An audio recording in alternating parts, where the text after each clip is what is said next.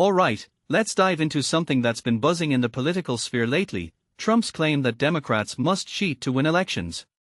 Now, this isn't the first time we've heard this narrative, but what's really fascinating is how it's being received this time around. Personally, I think this story goes beyond just another political accusation. It's a window into how public trust in elections evolves, and how even within a party, opinions can shift dramatically over time. Here's their hook. Remember when Trump claimed the 2020 election was stolen? Back then, over 70% of Republicans didn't trust the results. Fast forward to today, and the narrative has flipped. According to recent polls, nearly 9 in 10 Republicans now say the 2024 election was well run. What makes this really interesting is the shift in trust. It's not just about Trump's word anymore. People are looking to local officials, family members, and even their own experiences to form their opinions. In my opinion, this shows how fragile yet adaptable public trust can be. Now, let's talk about the core claim. Trump says Democrats can only win by cheating. What many people don't realize is that this narrative isn't just about accusing the other side, it's also a strategic move. If you take a step back and think about it, by planting the seed of doubt, Trump could be setting the stage for future challenges to election results.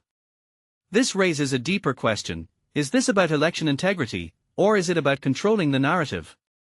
One thing that immediately stands out is the response from Republicans on the ground. NPR spoke to several Republicans in Pennsylvania, and guess what? Many of them dismissed the idea of widespread fraud. Richard Klein, a 69-year-old preacher, said it's just too hard to pull off something like that. Patrick Basom, an insurance salesman, echoed this sentiment, saying there are enough safeguards in place. A detail I find fascinating is how these folks, who once might have been swayed by Trump's claims, are now relying on their own observations and local experiences. What this really suggests is that even within a party, there's a spectrum of belief, and it's not as monolithic as we often assume. But here's where it gets even more intriguing: Democrats see this as a pretext for interference. Thomas Fink, a 79-year-old Democrat, thinks Trump is laying the groundwork to challenge election results if Republicans start losing seats. From my perspective, this highlights the polarization of our political system. Both sides are so convinced the other is acting in bad faith that every move is seen as a tactic. What makes this really interesting is how it reflects the broader distrust in institutions that's been growing for years. Now, let's talk about the Save America Act, which Trump is pushing as a solution to voter fraud. Valerie Schock, a poll worker, supports it because she's seen voters who couldn't speak English and suspects they weren't citizens. But here's the thing: studies show non-citizens almost never vote. Personally, I think this is where the narrative gets tricky. While the intention might be to ensure election integrity, the reality is that such measures could disenfranchise millions of legitimate voters. What this really suggests is that the cure might be worse than the disease.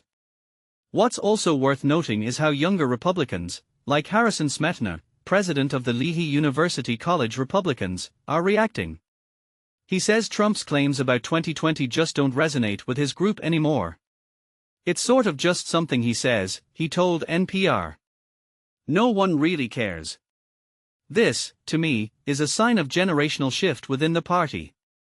Younger Republicans seem less interested in relitigating the past and more focused on the future.